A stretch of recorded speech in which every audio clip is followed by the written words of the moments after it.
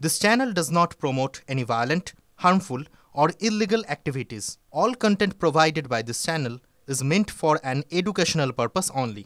মমতা বন্দ্যোপাধ্যায়ের ঘোষণা মতো আগামী সপ্তাহের বুধবার অথবা বৃহস্পতিবার নির্বাচন কমিশন অফিস ঘেরাও এবং অবস্থান করবে ইন্ডিয়া জোট। কি খবর আসছে আমাদের প্রতিনিধি জ্যোতির্ময় কর্মকাল জানাবেন। জ্যোতির্ময়, দেখুন, সবথেকে তাৎপর্যপূর্ণ বিষয় যে মমতা বন্দ্যোপাধ্যায় যে প্রস্তাব 21শে জুলাইয়ের মঞ্চ থেকে দিয়েছিলেন, অভিষেক বন্দ্যোপাধ্যায় যে কথা গতকাল সংসদ চত্বরে দাঁড়িয়ে বলেছেন যে প্রয়োজনে কমিশনের অফিস ঘেরাও করা হবে, সেই প্রস্তাব ইন্ডিয়া জোটের নেতারা তারা গ্রহণ করলেন।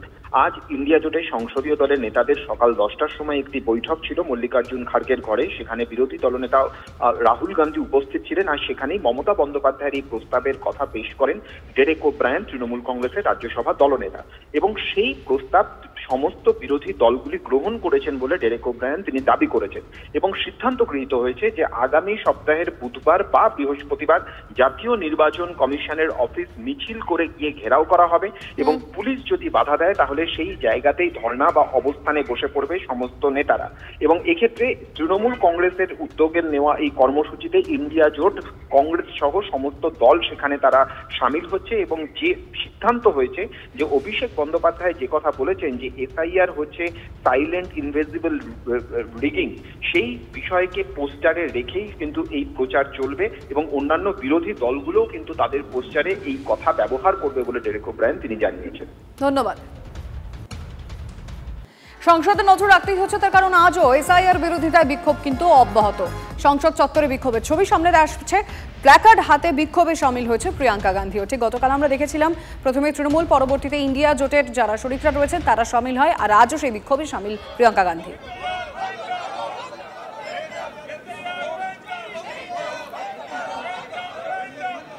মোদি হ্যায় তো মুমকিন হ্যায় চলবে।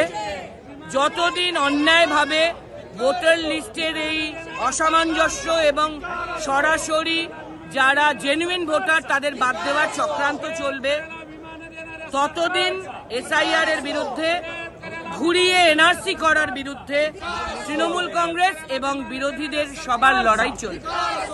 এসআইআর নিয়ে নিজের বিজ্ঞপ্তিতে জোটে কমিশন। কেন্দ্রের ভোটার না হলে ওই কেন্দ্রে কাজ করতে পারবেন না বিএলওরা, কাজ করতে পারবেন না আশা, অঙ্গনওয়াড়ি কর্মীরা, সরকারি কর্মী, গ্রুপ ডি পদমর্যাদার কেউ ভোটার তালিকার সমীক্ষায় কাজ করতে পারবেন না।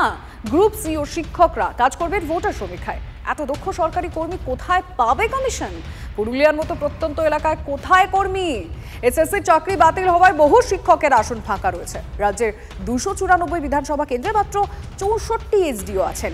কমিশন চাইলে কাউকে সার্টিফিকেট দিয়ে কাজ করাতে পারে, সেই নির্দেশ না আসায় জেলায় জেলায় ইআরওদের মাথায় হাত।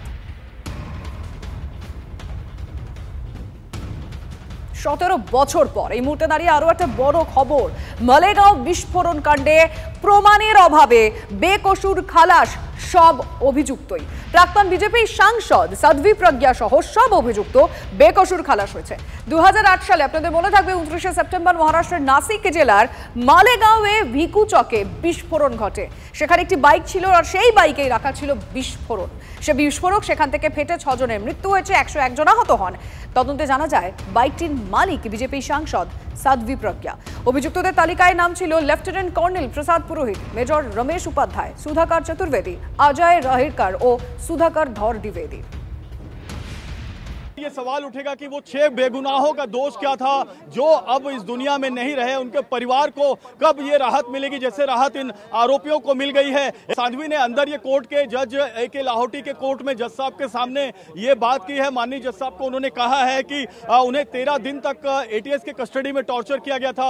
काला चौकी के दफ्तर में जब साध्वी प्रज्ञा से पूछताछ की जा रही थी 2008 में, 2009 में, मैं उस वक्त वहीं पर मौजूद था। और मैं आपको बताऊं कि उस वक्त भी जब वो गाड़ी में बैठती थी तो बहुत धीरे धीरे वो चलती थी, वो अपना दुख बताती थी मीडिया को। 1-2 बार उन्होंने बाइट भी दिया था और आज भी वो अपना ये दुख बता रही है। वो कह रही है कि 17 सालों से वो संघर्ष कर रही थी। हिंदू और भगवा आतंकवादी उन्हें घोषित कर दिया गया क्योंकि वो सन्यासी थी इस पूरे मामले में। और आज हिंदुत्व की विजय हुई है।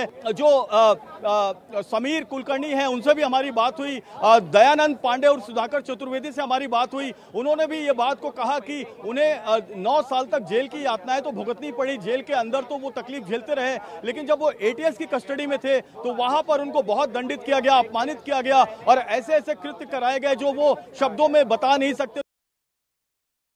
17 साल के प्रलंबित मुकदमे के अंत में आज अपना निर्णय सुनाया है। इसमें सारे अभियुक्तों को निर्दोष मुक्त पाया है। इसके जो मूल बिंदु है वो यह है कि जो साध्वी प्रज्ञा सिंह ठाकुर की मोटरसाइकिल बताई गई थी वो उनकी मोटरसाइकिल वह इस्तेमाल कर रही थी या उनकी थी, ऐसा कोई भी पुख्ता सबूत प्रोसिक्यूटिंग एजेंसी न्यायालय के सामने नहीं रख पाई है। इस पूरे मुकदमे में किसी भी प्रकार के पुख्ता सबूत माननीय न्यायालय के सामने ना ही एनआईए ना ही एटीएस साबित कर पाई या प्रोड्यूस कर पाई। इसके अभाव में माननीय न्यायालय ने सब आरोपियों को एमसीओसीए से तो दोष मुक्त हो ही चुके थे, लेकिन यूएपीएसए और बाकी जो सेक्शंस लगाए हुए थे, आईपीसी होगा, आर्म्स एक्ट होगा, एक्सप्लोसिव एक्ट होगा, उस सब से बाइज्जत बरी कर दिया गया है। ये तो जो एजेंसी है उसका ही चूक है ना, तभी तो सब लोग छूट गए। कोर्ट ने तो सारा एविडेंस देखा और कोर्ट ने अपना जो उनके सामने गवाही आई उसकी बुनियाद पे छोड़ा है सबको। ये तो चूक एजेंसी को, विक्टिम का तो कोई चूक नहीं है, जो मरे उनका तो कोई चूक नहीं है। उन्होंने तो अपने जो विक्टिम, तो उन्होंने गवाही दी, मालेगांव से आके बताया, अपने जख्म बताए, किसका हाथ कट गया, किसकी आंख फट गई, सब बताया। कोर्ट ने माना है कि ये लोग का बम ब्लास्ट हुआ था मालेगांव में और इसीलिए उनको कॉम्पेंसेशन देने के लिए कोर्ट ने बोला है और बेनिफिट डाउट दिया है कि उसको क्लियर एक्विटल नहीं दिया कोर्ट ने। ऑलमोस्ट सारी दलीलें खारिज कर दी गई क्योंकि जो यूएपीए का सैंक्शन था वो भी कोर्ट ने बोला इलीगल है। जो प्लांटिंग आरडीएक्स के ट्रेसेस मिले थे वो भी प्रूव नहीं कर पाए, मतलब क्लियर कट प्रूव नहीं हुआ। बेनिफिट है, सस्पेक्ट है कोर्ट बोलता है, पर कोर्ट ने कहा कि उनके कॉन्क्रीट एविडेंस नहीं है कि सजा दे सके, इसलिए बेनिफिट ऑफ डाउट देके छोड़ दिया सब। We will challenge in high court, we will examine the judgement and challenge high court. अगर ये बात है तो दो इन्वेस्टिगेटिंग एजेंसी का अलग अलग इन्वेस्टिगेशन का फाइंडिंग होना, मुझे लगता है कि ये बड़ी शर्मनाक बात है। क्या पहले जो चार्जशीट क्या वो गलत था, क्या बाद में का जो इन्वेस्टिगेशन है वो सही नहीं था? अभी इसके बारे में जरूर देखना होगा कि रिहाई जो हुई है किस आधार पर हुई है, और जहां तक मुझे लगता है कि कुछ सबूतों ने गवाह सबूत नहीं दिए, कोर्ट में होस्टाइल करके डिक्लेयर हुए, इसका नतीजा ये हो गया। এই রায়ের পর রাজনৈতিক মহলে কে কি মনে করছেন শুনবো। বেকসুর খালাস হয়েছে, তাদের অনেকের মধ্যে কোনো অন্যায় আছে কিনা, সন্ত্রাসবাদ আছে কিনা বলতে পারবো না, কিন্তু একথা ঠিক যে মালেগাঁও বিস্ফোরণে তাহলে কেউ তো দায়ী। কোর্ট সে ব্যাপারে কোনো কথা জানিয়েছে কি? ওরা তো হিন্দু বলে ওরা দোষী নন, তো তাহলে দোষী কে সেটা তো বার করতে হবে। সেই ব্যাপারে কোর্ট নিশ্চয়ই কিছু ভূমিকা রাখবে না, সেটাও মোদি है तो मुमकिन है जले भेसे जावे, के जाने। तो दोषी हों उनको सज़ा मिलनी चाहिए। आम जन भावना यही है देश की कि जो आरोपी हैं, जो जिन्होंने इतनी बड़ी घटना की है, उनको सज़ा मिलनी चाहिए। অত্যন্ত স্বাগত জানাচ্ছি এবং মহামান্য আদালতকে ধন্যবাদ জানাচ্ছি। বিচার ব্যবস্থার প্রতি ভারতবর্ষের সাধারণ মানুষের আস্থা আরও একবার বাড়ল। বোঝা যাচ্ছে যে ইউপিএ আমলে পুরো প্ল্যান করে হিন্দু সমাজকে সন্ত্রাসবাদী বানানোর একটা চক্রান্ত চলেছিল। এরা যেভাবে হিন্দু আতঙ্কবাদ বা হিন্দু সন্ত্রাসবাদী এই যে নতুন তত্ত্ব তারা আমদানি করেছিল, সেই তত্ত্বের মুখে ঝামা ঘষে দিল আজকে আদালত।